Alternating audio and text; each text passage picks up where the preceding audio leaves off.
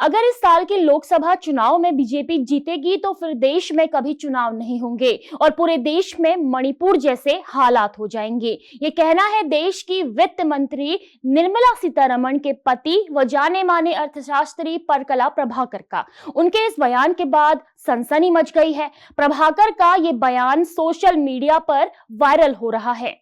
बता दें कि परकला प्रभाकर ने यह बयान एक यूट्यूब चैनल को दिया है, जहां उनसे पूछा गया कि अगर देश में तीसरी बार प्रधानमंत्री नरेंद्र मोदी के नेतृत्व में सरकार बनती है तो क्या होने वाला है।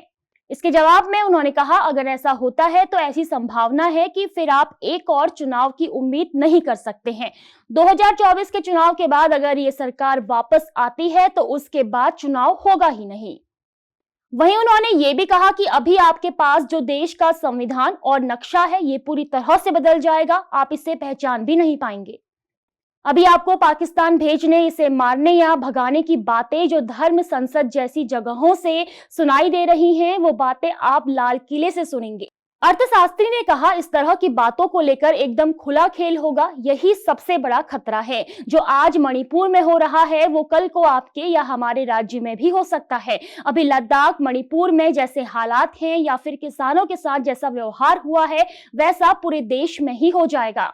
ये बयान देते ही परकला प्रभाकर चर्चाओं में आ गए हैं। कांग्रेस ने भी इस बयान पर अपनी टिप्पणी दी है।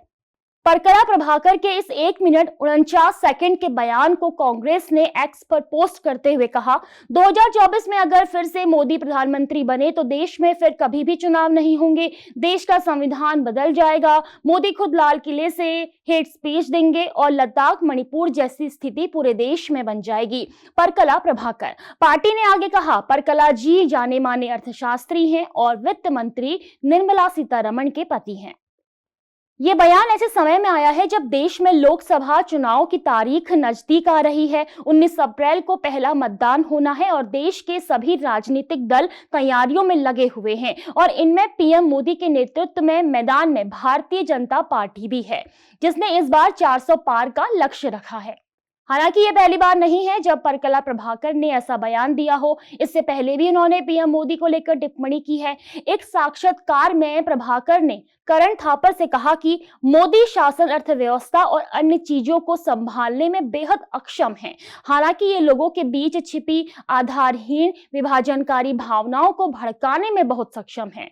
उन्होंने ये भी राय रखी कि 2024 में एक और मोदी सरकार का होना न केवल अर्थव्यवस्था के लिए बल्कि पूरे देश के लिए एक आपदा होगी।